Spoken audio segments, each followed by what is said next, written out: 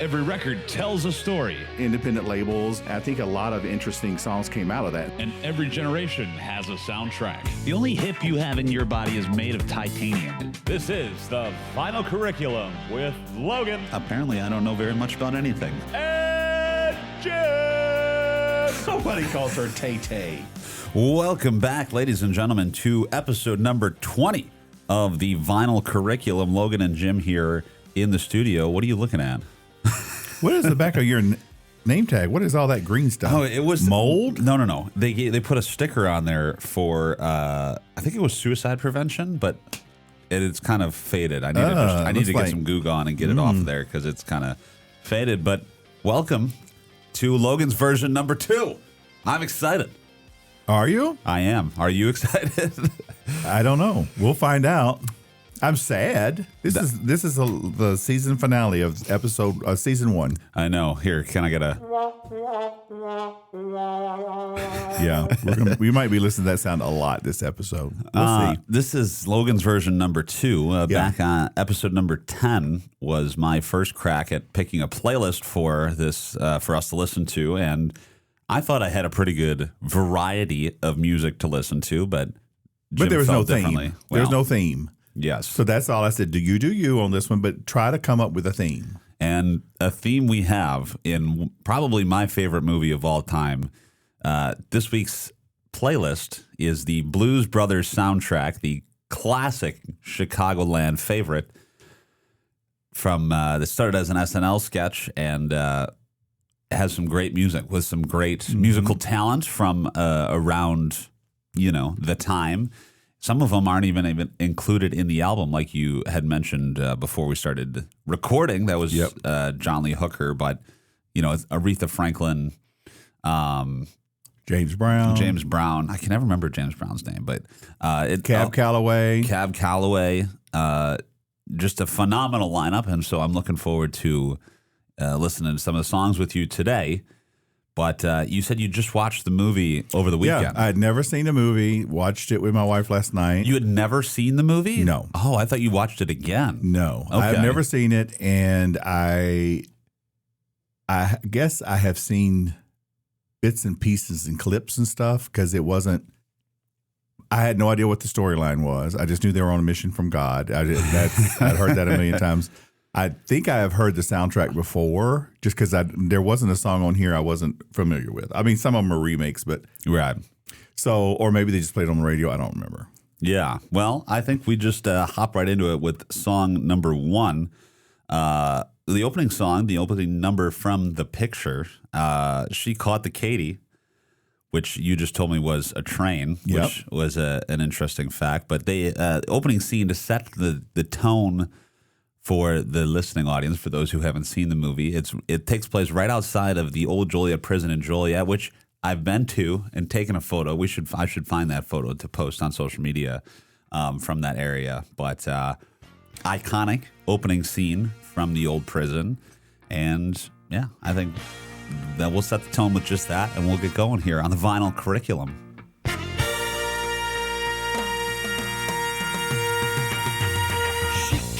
Katie left me and you to ride.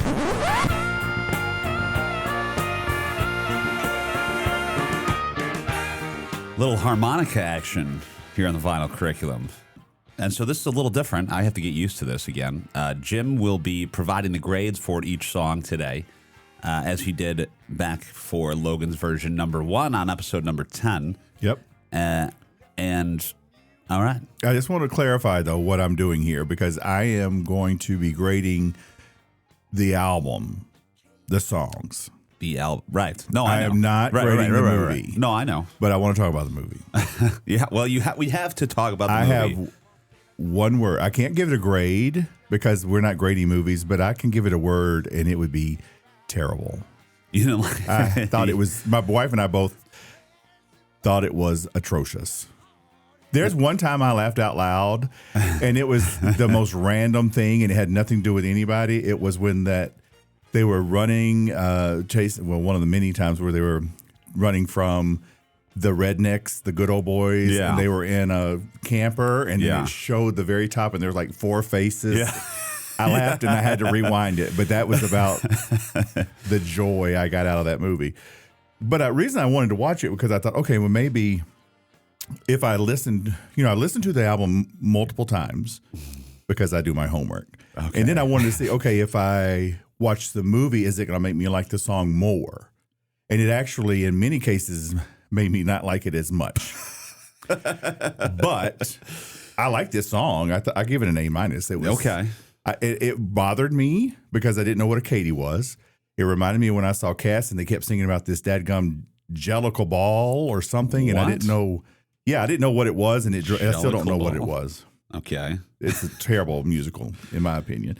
But anyway, and I listened to the lyrics and I figured it had to do something with a bus or a train, and it was a train. So okay, but I like it. It was John Belushi. He really does he had a good voice. Okay, here I gotta write your grade down here. I was not prepared. A-.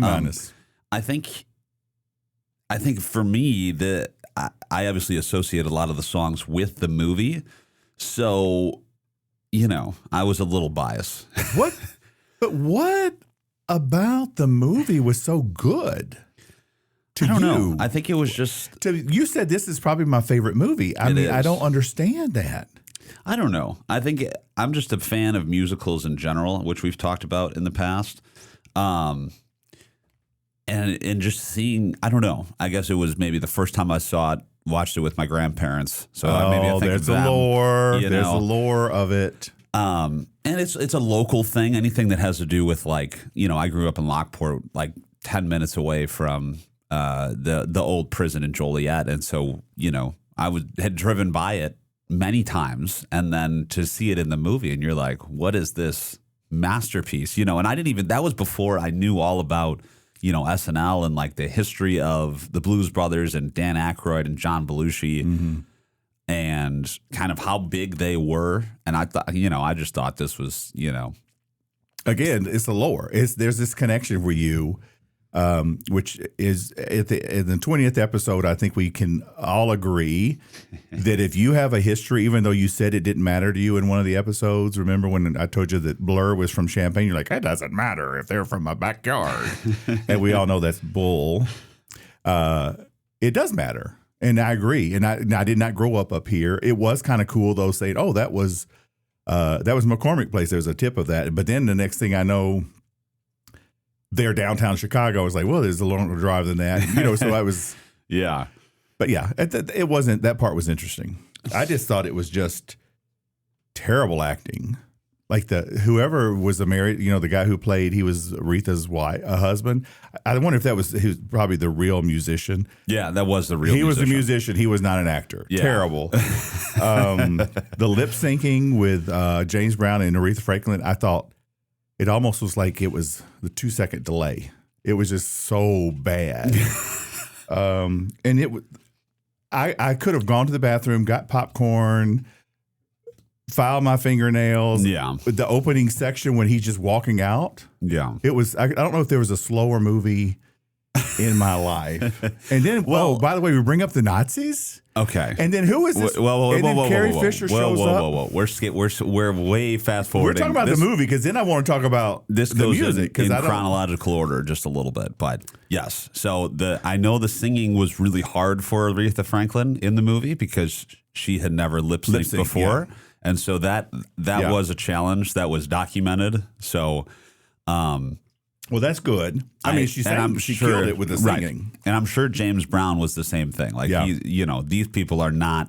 Let's go sing, lip sync music. Whatever was it on Top of the Pop when the chick was eating the banana. The Mamas and the Papas. Yeah. So I mean, it's similar to that, where it's like, okay, they just wanted to perform the song, but. It gets a little weird, with the whole Illinois Nazi thing. And the falling, when he was at the end where he jumps the thing, and the next thing you know, he's falling from the top of the car. Yeah. It's like, oh my God, it reminded me of Grease when they ride off. Yeah. It's like, ugh. It's kind of though. It's like a sketch thing. It was based on a sketch comedy, so it's not it's supposed to be kind of goofy. And this leads into the next song. So the next song is the theme from Peter Gunn. which is a very iconic, you know. I knew that one. Yeah. So that was an SNL thing that they, when a sketch kind of failed or didn't really have a good ending, they kind of just play them off the stage with the Peter Gunn theme. But this scene in the movie when they're start playing this song is when they park the Bluesmobile in the little garage. Did you watch the director's cut or did you watch the No, so and you must have missed this scene in the movie. That means it's longer than, and there's no way I wanted anything longer. So the original plot or subplot was that the Bluesmobile parks in this little garage, like by all these machines and all this stuff, and that's what gives it its powers. Yeah, I know it gets a little far reaching, but like when it can fly over the bridge, when it's it can jump over the bridge and all that stuff.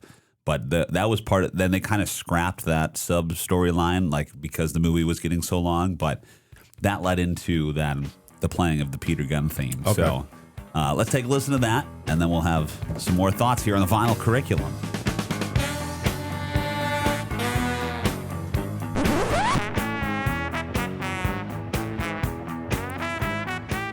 Doesn't that make you just want to like walk down the street with sunglasses on? Oh, I left them downstairs. I was going to put them on. I brought my Blues Brothers sunglasses. No, to it record does not today. make me want to do that. No.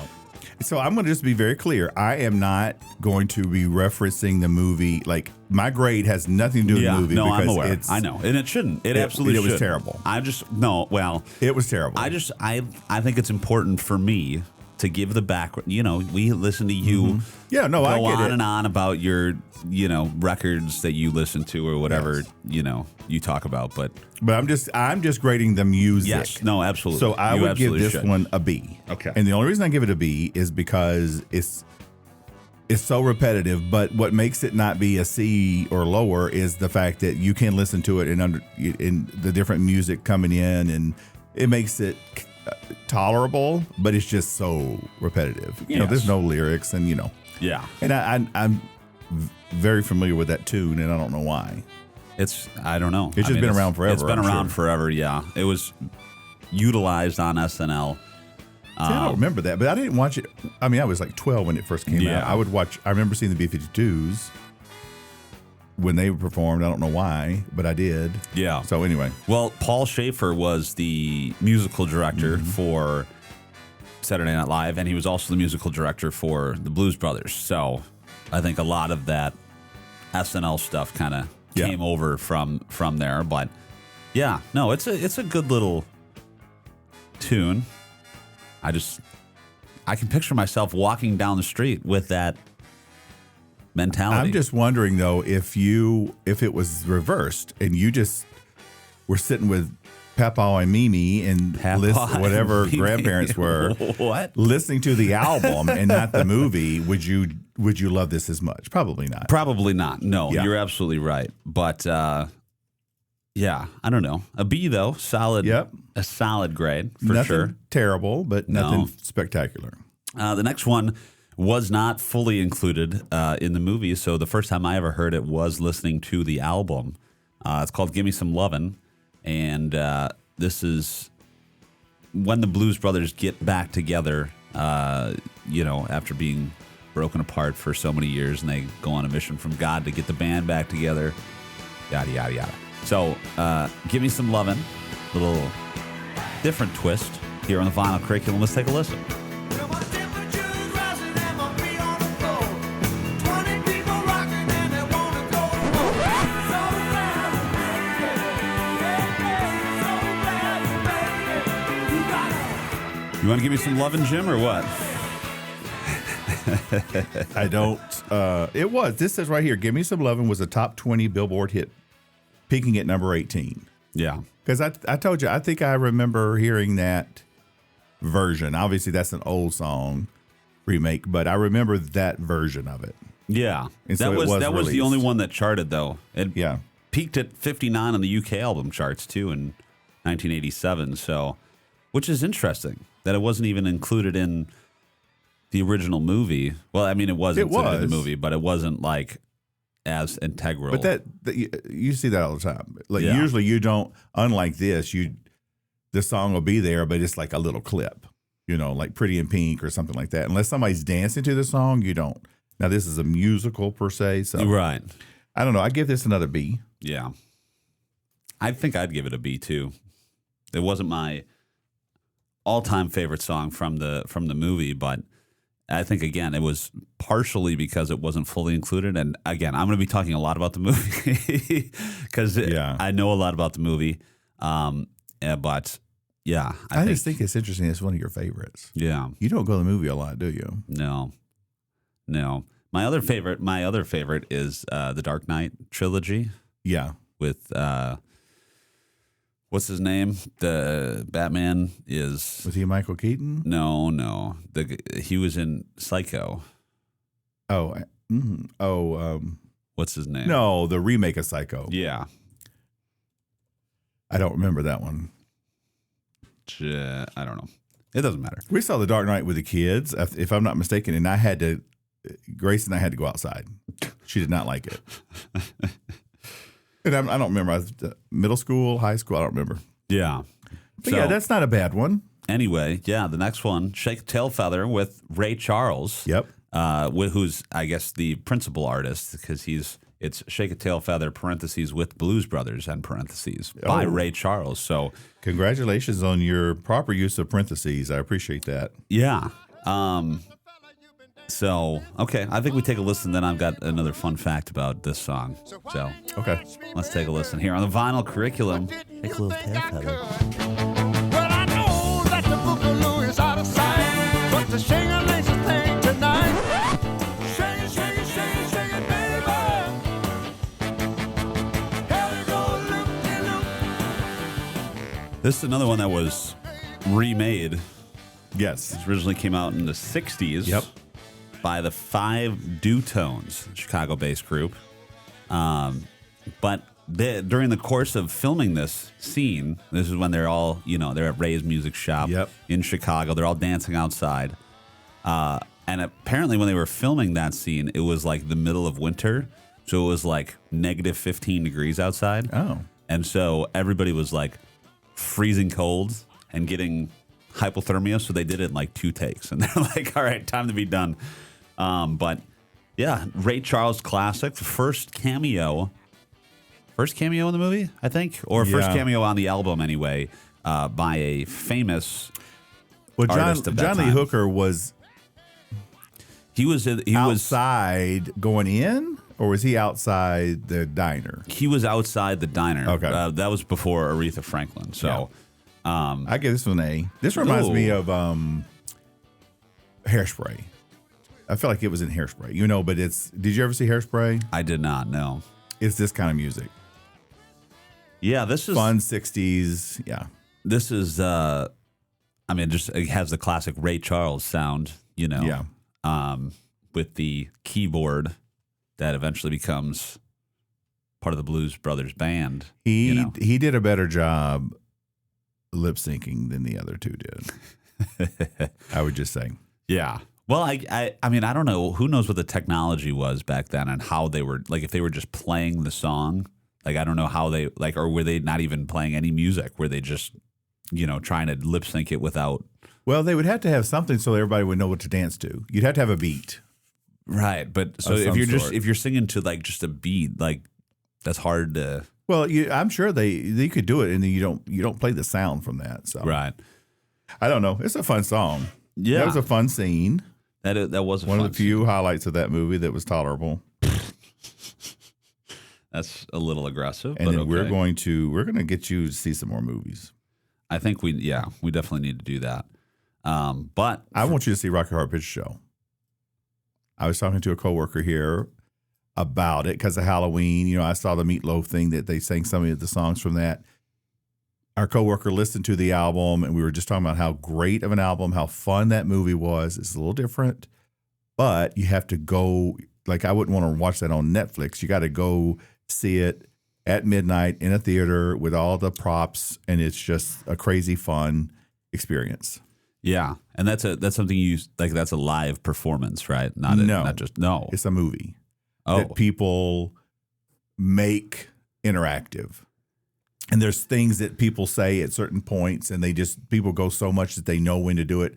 So if you're the first one going, you stand out like a sore thumb because you're not dressed or you don't know what to say, and you just kind of sit there. Yeah. But yeah, it's just craziness and fun. And the music, I was telling my coworker, the music, I haven't listened to it in probably a decade, and it was fabulous. I was singing along. I knew all the words. I remembered great music. It was a musical Broadway show, but then they made this movie that was kind of a flop. Yeah. And then it became this cult It's a thing. cult following. Yeah. Well, that's what happens. That's what I think happened to this movie is like it kind of has a cult following. They still do it's Dan Aykroyd and Jim Belushi who come and do a concert like once a year in the old Joliet prison. But that's just it. Is this just like if I go to Laredo, Texas, are people just as in love with this movie, or is it because it's local? I think it's probably because it's local, but it's all of Chicago. It's not just like our area. Even we're the principal, Joliet Jake. Obviously, we're right next door, but he was from Calumet City, wasn't he? Yeah, but they called his nickname was Joliet Jake because he was in Where prison. was the palace? Like at the end, is because they were like 100 and something miles from Chicago, and they had to 106 miles from Chicago. Where was that? That was in the Palace Hotel Ballroom. That's where they were. I don't know. I think that might have been in. I don't remember where they filmed it at, but I don't think they ever mentioned like a specific town that it was in. Because I'm trying to think, what's 106 miles away that would have something like that? 106 miles from Chicago. We've got a full tank of gas, half a pack of cigarettes. It's dark, and we're wearing sunglasses. Mm-hmm. Now we're going to listen to probably one of the principal songs of the album. Everybody Needs Somebody to Love, which has been remade a couple times. Queen has a version of it that's a little slower. But let's take a listen. Okay. Here on the Vinyl Curriculum.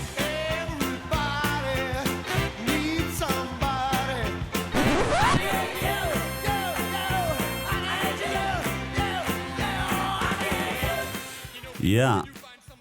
Do you need me, Jim? No. You need somebody to love? I need someone to explain something to me. Okay, what's that? I just asked you, well, wait a minute. I don't remember this part, them singing this early in the movie because they haven't even got their bandmates. And you just told me that, oh, yeah, this is out of order. Yeah. What? Why would they do that? I have no idea. That, to me, because this was one of their most iconic songs. This was a cover of a song from the 60s, but... Not Queen, by the way. Not Queen. But all right, I'm not. Since I'm not going to deal with the movie, I'm not going to take it down. I would notch it down because that's about dumb. Yeah, I think I give this A-. Okay. I think John Belushi, for being an actor, he could pass as just a musician. Oh yeah, he did all his own stunts. Well, he was doing those backflips. Yeah, he was. He could do it. He did it on SNL. Look it up. I remember him doing cartwheels. I did. That's because then when he was done, you could tell it was dubbed in. Like it wasn't a continuous film thing.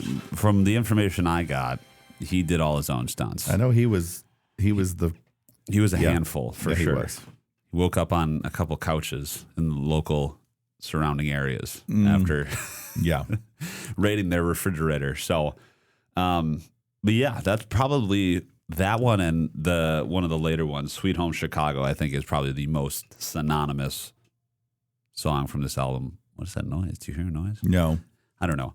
But that was like part of their performance in the Palace Hotel Ballroom. Later at the end of the movie. Later at the end of the movie, yes. That is so weird. That is weird because the Cab Calloway song that we'll hear a little bit later was right before this, literally right before it. Right, because he was singing while they stalling. He was stalling when they came into the theater. So A- though. A-. I'm not upset about that. No. The next one is by another famous individual, James Brown. Yep. The Old Landmark, it's called, with Ray Charles, I think. No, I think they. What does this say? I think that was Shaka Khan I think Shaka Khan was in the choir behind. Yeah, Reverend James Cleveland Choir. That's what who is with James Brown, and That was some interesting editing. I'm sure that you saw when they were flipping around on the trampoline. in the church. Yeah, that was silliness. That didn't make any sense. This why? movie is silly though. How much? But it wasn't. That's just it. It was not silly. And then the fact that how much we're going to have to pay to get a trampoline in there when you could have easily just let them keep dancing.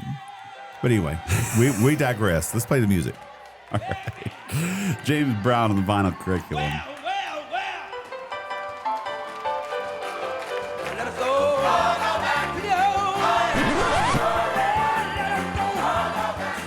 That's another one that makes you want to just get up and dance, doesn't it? Yeah.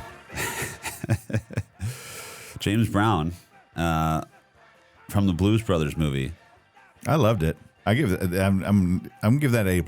Oh, I love gospel music like that. Oh my gosh! And actually, that's one where the video made it a little bit better until they started the trampoline shots at the end and the backflips. That's right here in this part of the song. But with them dancing, and James Brown killed it. Just the way he sang it, not the way he lip synced it, but the way he sang it. He killed it. And I love that. It reminds me of Color Purple. I don't know if you ever saw that. There was some scenes in there.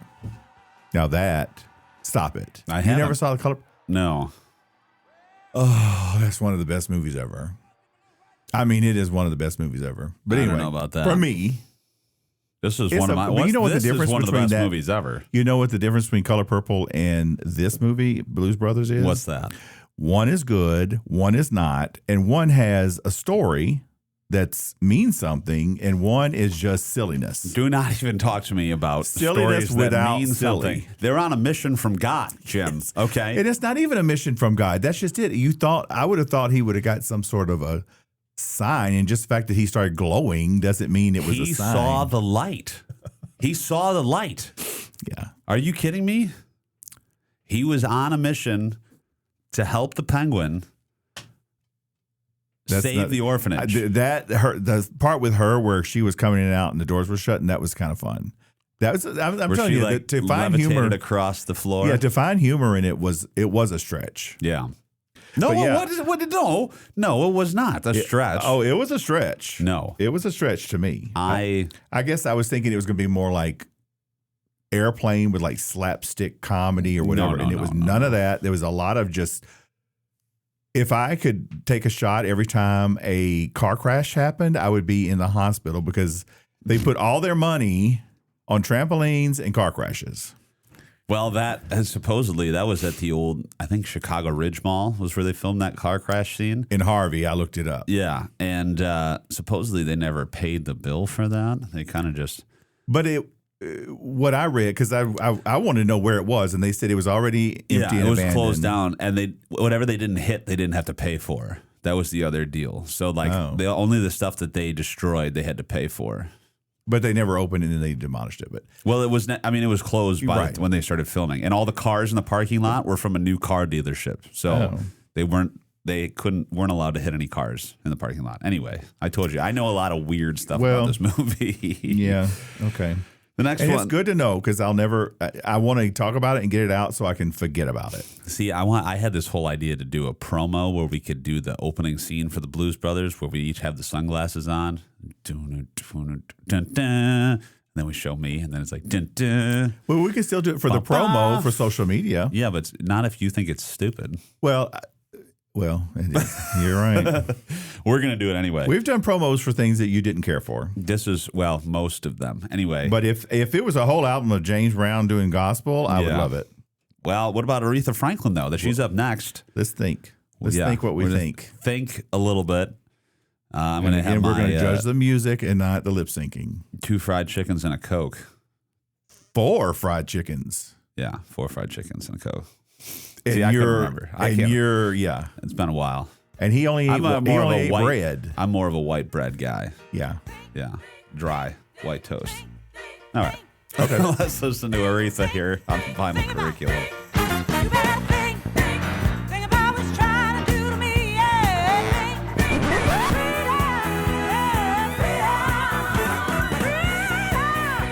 You're going to have some freedom after this, Jim, or what are you looking at? Why are there big speakers in this room? I don't know, just for It's a listening to podcast music. studio, and they have these big. It wasn't always JBL a podcast. speakers. It wasn't always a podcast studio. Oh. I think I like that. Yeah. So this one was another one that charted on the Billboard Hot 100, was up all the way up to number 7. This one was released separately by Aretha Franklin. So, But she already had released it on her own. yeah. Well, I mean, that's what I'm saying. Is that So it she was, had already. No, she had already. This is older than this 1980. No, right. No, this was 1968 was when she released it. Oh, yeah. That's what I was saying. Yeah. It was separate from the movie. This is a remake of it because it didn't sound like it For her the version. movie, Yeah. yes. So I'm talking about the original Yeah, release yeah. It was in a big hit of hers. 1968. Mhm. Yeah.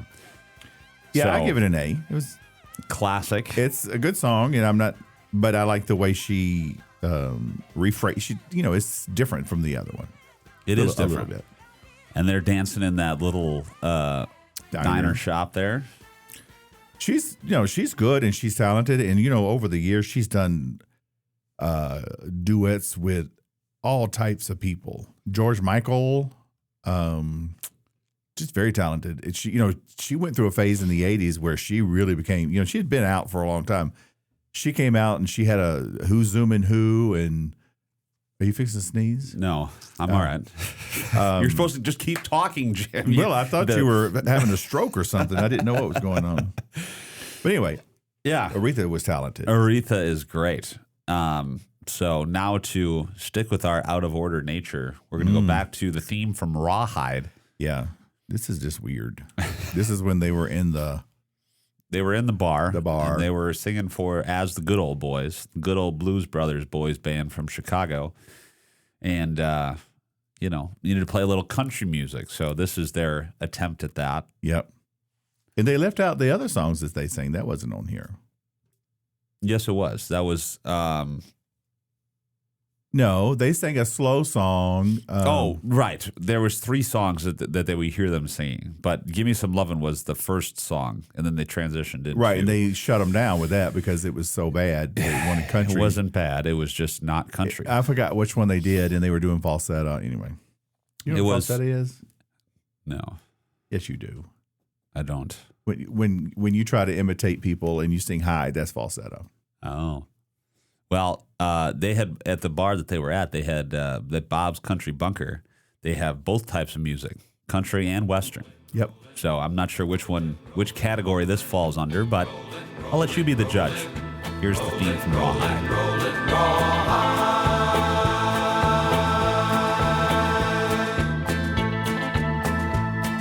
Ride 'em in rawhide. That's where they bring in the bullwhip. Yep.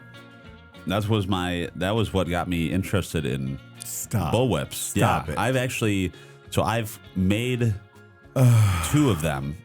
The second one is much better than the first one, like an actual bullwhip. You made a bullwhip. Yeah, I wove it out of paracord. Why? Why is that a thumbs down? Why is that a thumbs down? I wove it out of paracord, and it cracks. It's really long. It's like 11 feet, so you need a lot of space to crack it. But How old were you when you did this? Did you have friends? This was I think Did you have friends? this was during COVID, so Poor Logan. yeah, this was a relatively recent endeavor. I'm sorry about that, Logan. I hear that. Why? It's a hobby. Along with unicycles, basket weaving. What else have we done? I guess you're talented. Really into magic. Oh, that's right. I forgot about magic. I didn't have a lot of friends. Oh, is there a? Oh, Nope. no. that's- Well, let's just move on because we just need to. That's a sad. We just had a downturn in emotion right here. Yeah. So I didn't like it. No. I didn't like it. I'm gonna say a C, and the reason I don't think Dan Aykroyd he No. wasn't as talented. He's not as talented of a singer for sure. But he was the one who was really into like the blues and that kind of stuff. And John Belushi was too, but Dan Aykroyd was one of the principal writers of the movie, and actually had like written well over like 300 pages or something originally. Okay. But you're right. The talented one is definitely John Belushi. That's why the second movie was Sucked. terrible. Yeah. Did you ever see Driving Miss Daisy? I did not. With Morgan Freeman? No. And Dan Aykroyd. Yeah, no. I need to watch that. But Well, it's slow, Yeah. so you're not going to like it. But this song was from a TV series that was on CBS like in the late 50s, 59 to 65. So I've never heard Rawhide. So I would say it would be Western. Yeah. I would say then that would be Western. If you say, was it country or Western? It was country and Western. Yeah. But I've never heard the original version of that song. So not sure if it would be better or worse, but you know, it was not included It's probably in the movie. mono. So. It's not in stereo because it was so old. You know what I'm saying? Yeah. So this one is one of my favorites. This is like kind of a, I call it a hidden gem. It's not really that's not really an accurate descriptor though. It's more of like a lesser known, like how this show started. It was this I feel like would be a B-side, like first song on the B-side kind of thing. Okay. This is by Cab Calloway, one of the other people who was not included in the second movie because he had passed away between the filming of the first movie and the second movie. It was Cab Calloway, James Brown, and John Belushi were all not in the second movie. Blues Brothers 2000.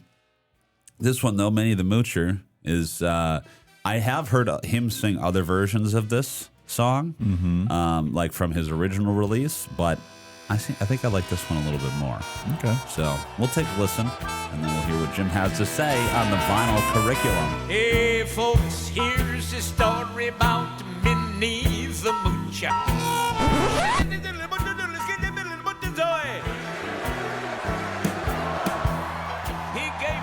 Can you say all that? I don't even know. I think he's just making noises.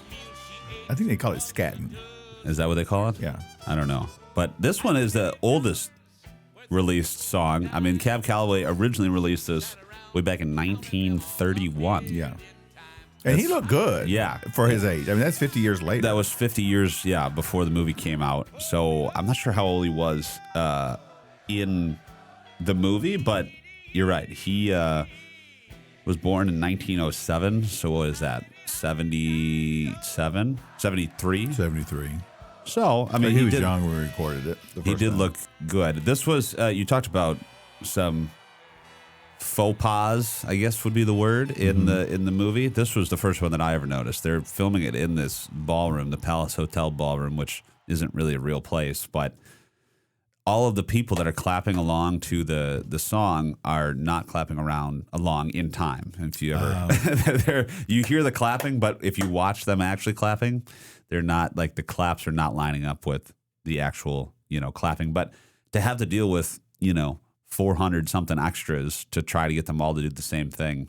Well, they were probably not, what they were hearing was probably different. Because again, they weren't, right. He wasn't singing that version of it at the point. So I think it has to do with more of the production or something because. Old school. Because especially with the Aretha one, she was the worst. Yeah. I liked it. I give it A-. A-. All right. It was, I had heard it before and maybe it was from this soundtrack or maybe I just heard the original or other remakes of it, but that's fun. That would be fun to go see a concert. I love old stuff like that. I do. I love old music. I love gospel music like that. It gets people involved. It's fun. Yeah, and Cab Calloway is just a talented performer, to remain relevant for 50 years, after, or have that song remain relevant for 50 years and included in that movie. And back then I liked it because you always had the horn sections in the back, and fun. Yeah. No. All right. A-, not bad. No. For Minnie the Moocher. You know what a moocher is? Yeah. She was, taking advantage of the guy with all the money. Yeah. I just want to make sure you knew. I mean, you're gave naive her at times. Things that she was needing. Yeah. You didn't know what a Katie was. Okay. Well, a moocher, though. Well, I just didn't. I'm asking. Don't get a uptight. diamond car with the platinum wheel. Howdy. Yeah. Okay. Anyway, so this is song number 10 on the Blues Brothers soundtrack album. Probably the most famous song about the city of Chicago that has ever existed. A song called Sweet Home Chicago, played at probably every Blackhawks game and every Bulls game, every Wolves, every sporting event in Chicago at least once. But not because of the Blues Brothers. No. I'm just saying, just in general. Very popular. Yeah. Let's just take a listen, I think. You know, people have to know this one, right? I don't know. You would think. Let's take a listen. Come on, baby, don't you wanna go back to that same old place, my sweet home, Chicago. See, can you even sing along to this song since you're not from here? I guess you are now. You're not from Chicago. I'm from the Chicagoland area. They're not saying Sweet Home Chicagoland area. They're saying Sweet Home Chicago, so you need to stop it. Actually, I live closer to the city than you do. Now, I mean, I grew up in Lockport, which was closer. maybe not. I live really close to the interstate, which is closer. It's farther. I've driven. It's farther. Anyway, this is another remake from song that was originally recorded by Robert Johnson, some guy named Robert Johnson, way back in 1936. So this was just a couple years after our Cab Calloway friend recorded his song. So Didn't Frank Sinatra do it? No, he Why not might have think he did had it? I a don't know. version of it. but he's not from Chicago. Maybe that's not true. He did the New York song. Yeah, maybe that's what I'm getting confused with. So I thought it's fine. I think it. I mean, it's I give it an A minus. I don't hate it. I mean, it's good. Yeah, it's good. fair enough. The song went on a long time on the movie, right? Yeah, because just this kept- was when they were leaving. They were sneaking out to avoid the police. Yeah. By the way, the police were just ignorant in this show. Yeah.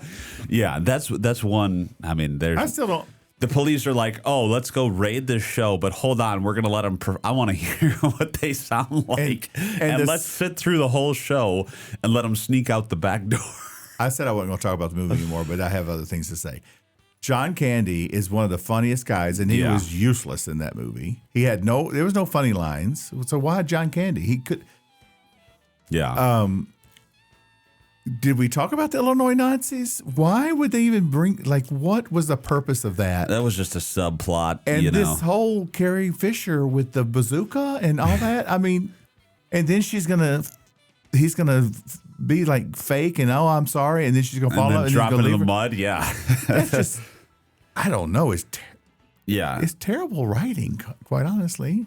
The Illinois Nazi thing was always a little random. I felt like we could have done without that. You don't think them going into the men's homeless shelter or whatever and her shooting a bazooka at them was random out of nowhere? I mean, it was explained later though. So at least that, and with the Nazi thing, we know. I mean, we understand why they were upset is because they drove them off the bridge. So at least there was those were just subplots. That could have been left out. It could have been, but it helps with the depth of the movie. I'm not going to. Yeah, knee deep in feces is what it is. That depth. It helped me learn the address of Wrigley Field, though, 1060 West Addison. Why would I even want to know that? I don't know. I'm not one of those fans. I'm not either, but I know the address of the Friendly Confines, so it's more than you can say, I guess. All right, let's hear the last song of season 1 of the Vinyl Curriculum. Jailhouse Rock. This is the last song in the movie, obviously originally released by Elvis Presley. From? I have a connection with Elvis Presley. We're from the same town. Oh, from Mississippi? Tupelo, Mississippi. Okay. I thought you were talking about where is the song from? No, Karen and I used to live on Elvis Presley Drive, right down the street from his birthplace. It wasn't really his birthplace. He was born in the country. They moved his house in town, kind of. And they have a little chapel. You can get married there. They had a swimming pool, that kind of stuff. Can you get married by Elvis there too? Like you can in Vegas? No, I don't think they do that. That would be smart, though. Yeah. Maybe there's somebody that would do it. Yeah. So this was originally released 1957, remake, obviously, for this movie. Great. The prison scene is very synonymous back with the in movie. jail. Yeah, they're back in jail, obviously. And you know what's funny is like it all stemmed from just a speeding ticket, like getting pulled over because they were going too fast. That's how this whole, like, I don't know if you caught that, but they got pulled over at the beginning of the movie. And then the whole plot of being chased by the police is just because they got pulled over because they were speeding. Yeah. Like it's not like they did anything serious. They were speeding. They killed the Nazi. Well, He did not survive that fall. okay, but it was he murder. didn't kill him. They drove themselves off the ledge. This is true. They didn't. That was more. Yeah, they didn't push him. It wasn't like they pushed him off. They, Like he I drove said, himself out there. I don't mind discussing this movie for you for this hour, but I hope I can forget about it. I hope I never have to think of this movie again. Okay, well, we're gonna think about it a little bit more for this last song, Jailhouse Rock, here on the Vinyl Curriculum. Shoulda heard us not out there, but sing, let's rock. Everybody, let's rock.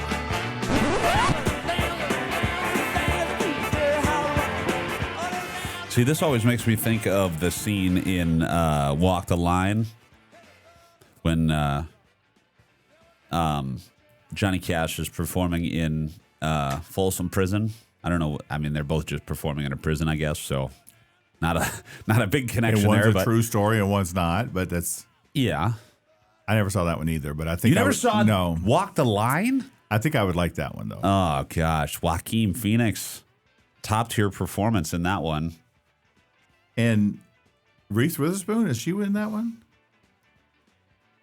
What was the one she was in? I don't know. Do you know who she is? I know the name, and I probably would know.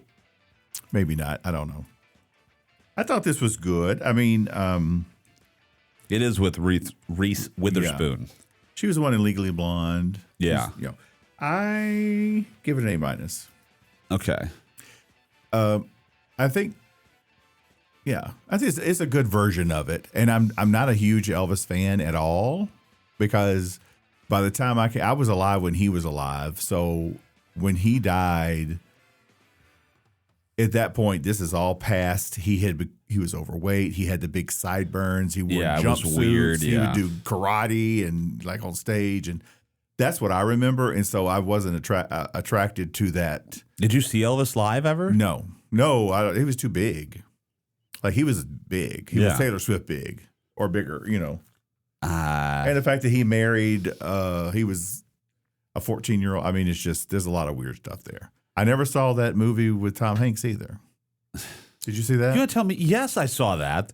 I You told you tell me I don't see movies. I don't see like biography type Biopics? things. I Yeah. do sometimes. I don't. I just Did you see the Queen movie? Yeah. Did you see the Elton John movie? Yes. Okay. I have an interest in them though. See, I don't have a big interest in Elvis. I just told you why. Yeah. So I mean, I do. One of my best friends growing up, his mother saw Elvis in concert, and he threw out $100 bill, and she caught it. I said, "Did you save it?" She said, "No, I spent it." Yeah, It probably would be worth so much. he would now. hand out money and everything. All right, Logan. All let's right. see this. Let's go. So I can go through. Recap, yeah. So big final episode of season number 1. Jim, I thought you were pretty fair. I mean, for hating the movie.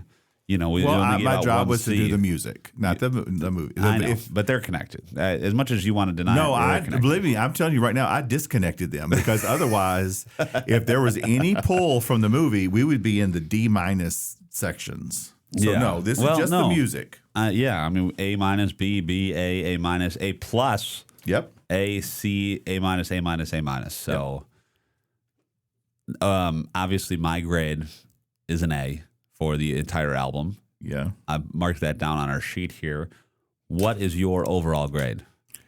No, you have to grade me. You're not grading the album. You're grading me. I know. So don't put that on the sheet because that's irrelevant. I put my grade on the sheet because it's important, because I like this album. So, and it's Logan's version number 2, so I can do it however I want. Thank you very much. I would have to give it an A-. I just because there's a couple of B's so I'd have to give it an A-. But it was I would listen to it again. I would skip a few songs, but I would listen to it and just try not to have flashbacks of the movie. Yeah, I'd give you an A. I think you were a very fair grade for the album, even though you didn't like the movie, and that's okay. You can understand how people would not like that movie. I can understand that. Coming in as a 60-year-old who does not have no, but it's not even. I love silly movies. I love Airplane. It's just weird. It's a weird. Yeah, it's a weird concept. And that's why it's one thing you say, "Oh, I love the movie," but when you say, "I think it's my favorite movie," I'm concerned. Yeah.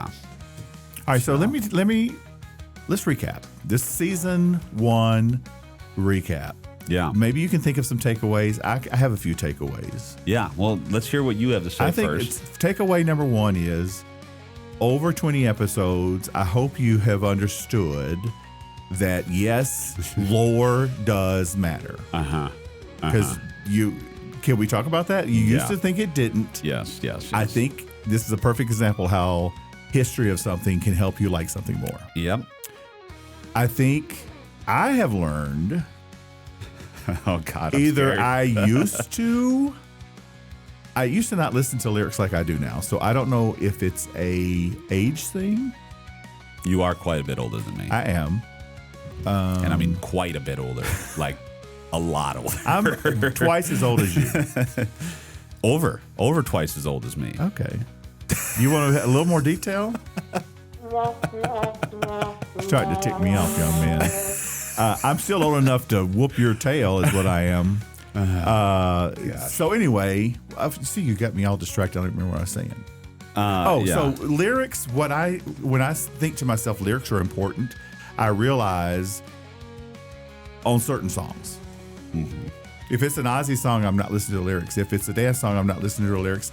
If it's like a upbeat song where it's going fast and stuff, I'm not listening to the lyrics. And even with U2, obviously I wasn't listening to the lyrics because I didn't know what the world is talking about. Yeah. Slower songs I do because I think I have time to process. Yeah. What else? Is there another? Let me at least do 3.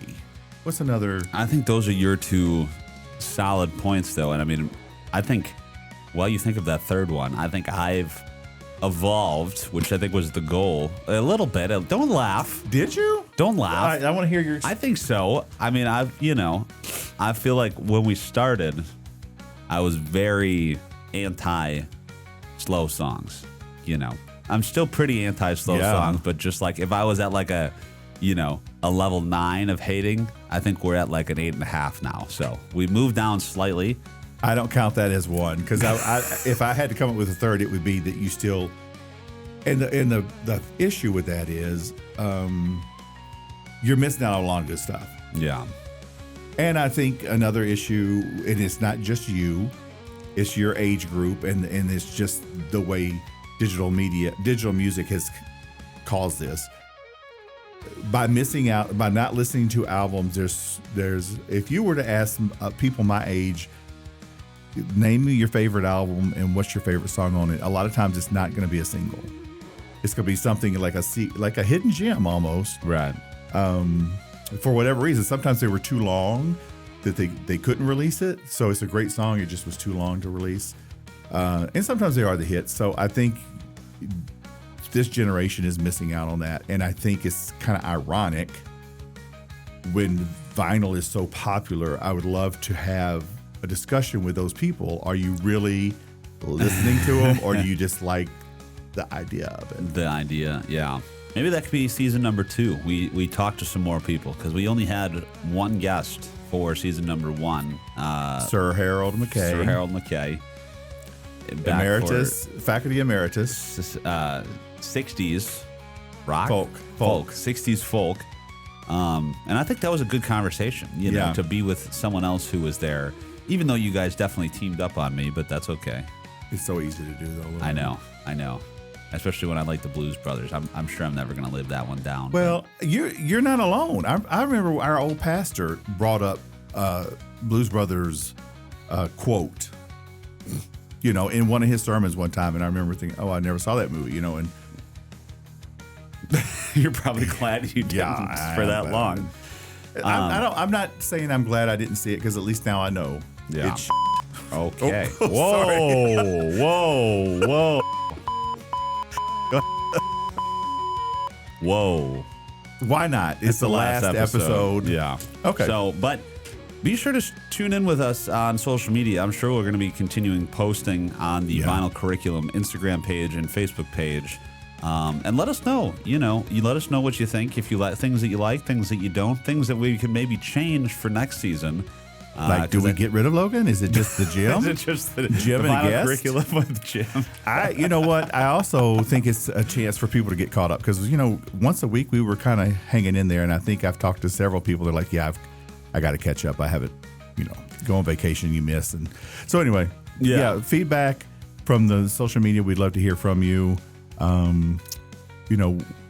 We'll see how long our break lasts. Probably Logan's finishing his MBA. Yeah. So the more feedback we get, the more likely we are to return faster. So if you really are missing the Vinyl Curriculum, hit us up on social media. Yep. It's been a great first season, I think. I think so. We found something new, and we're looking forward to season number 2, whenever that may be. Right. This has been season 1 of the Vinyl Curriculum. I'm Logan. That's Jim. Do you have a tissue? And we'll catch I'm you getting all teary-eyed. on the next one. Bye. Oh, boy.